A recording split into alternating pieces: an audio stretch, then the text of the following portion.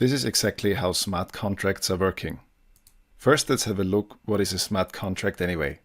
The term smart contracts was coined by a computer scientist named Nick Szabo, and this was already in 1994. Essentially, within Ethereum, it's a piece of code that is running directly on the blockchain. It is more like a state machine, and it needs a transaction to change the state. Additionally, the smart contract can do some logic operations. The state change from a smart contract happens always through mining through the transactions. Good to know is also that Ethereum smart contracts are Turing complete. If you are writing a smart contract, you can do it in different high-level languages. There is the most popular one, Solidity. There's Serpent or LLL, and there are other ones. They all compile down to a binary, and the binary contains EVM assembly code. And EVM stands for the Ethereum virtual machine. The most popular language right now is Solidity, and this course will also build upon Solidity. It's always compared a little bit to JavaScript. I personally found that it's not really like JavaScript, but because the other languages are more like completely different languages, then Solidity is essentially a little bit like JavaScript. Every high-level language, like Solidity, compiles the code to bytecode, which is essentially Ethereum virtual machine assembly code. And every Ethereum node in the network executes the same code, because every node has a copy of the whole blockchain. Now there are other languages. There is, for example, Serpent, which is similar to Python. There is LLL, which is a little bit like low-level Lisp. Then there was Muton, which is a deprecated Go-based language for Ethereum. And there is also Viper, which is more research-oriented. Here's the structure of a typical Solidity contract.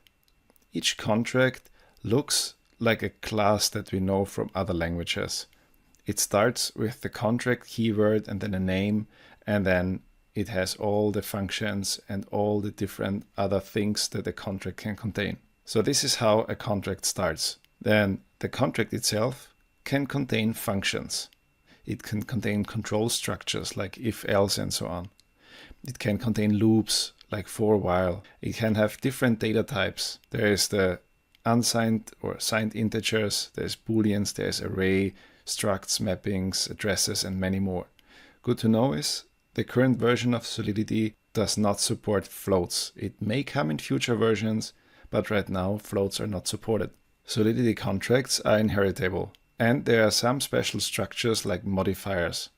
Solidity contracts can also import other contract files. On the right side here, you see the typical start of a Solidity contract, which we are going to write later in this course. How do we deploy such a contract? First of all, we need to create a contract. We need to write it. We write it in Solidity, which is very high level. It's like writing JavaScript code. Then this contract gets compiled to bytecode. It's similar to assembler, and it runs on the Ethereum virtual machine. Then we send this bytecode to the network. It's a transaction without a receiver and only containing the data. The network then will just deploy the contract and give it an address.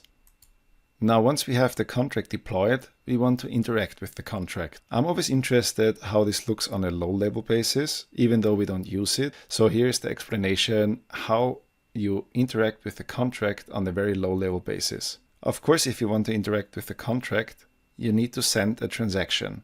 And the transaction in Ethereum can have a data field. And the data field contains the information to the node to interact with the contract with a specific function.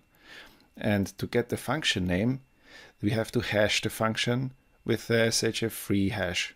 This works like the following example. Let's suppose we have a function, this function, and this has two parameters, a uint variable and a uint other variable, and then the function body. If we want to interact with this function, then we have to send a data field with the SHA-3 hash of this function and then the two parameters, but only the data types. So this is happening internally when you're interacting with a contract. But we are not going to do this because there are better ways now. The client side uses a so-called application binary interface. It contains all the function parameters, return values of the contract. It's used to interact with the contract because the client does not know based on the binary of the contract how to interact with it. This is how an ABI array, an application binary interface, looks like. Basically, it's a JSON file and it contains all the information to interact with the contract. The smart contract on the blockchain is a binary file. Again, the client software doesn't know the interfaces, so it needs to be told via an external configuration file how to interact with the contract. On the right side here, you see a typical structure of such an ABI file. Once the contract is deployed, how can we change the smart contract? The blockchain is immutable. That means once the data is deployed, you cannot change it. That means once the smart contract is deployed, you cannot change the smart contract. So we have to be very careful when we program them. That means we have to do a lot of testing and then even more testing. We will talk about the workflow a little bit later. But for now, take away, once you deploy the smart contract, you cannot change it. What have you learned in this lesson? Smart contracts are running directly on the blockchain in EVM assembly code. They are executed by every node and they are Turing complete. We will write them in Solidity and they compile to bytecode. They have to be tested extensively and an ABI array is the key to interact with the contracts. Got any questions or suggestions? Head over to the Q&A section. We will answer them regularly. Have any feedback? We would love to hear it. Are you disappointed or have any other questions? Just shoot us a message.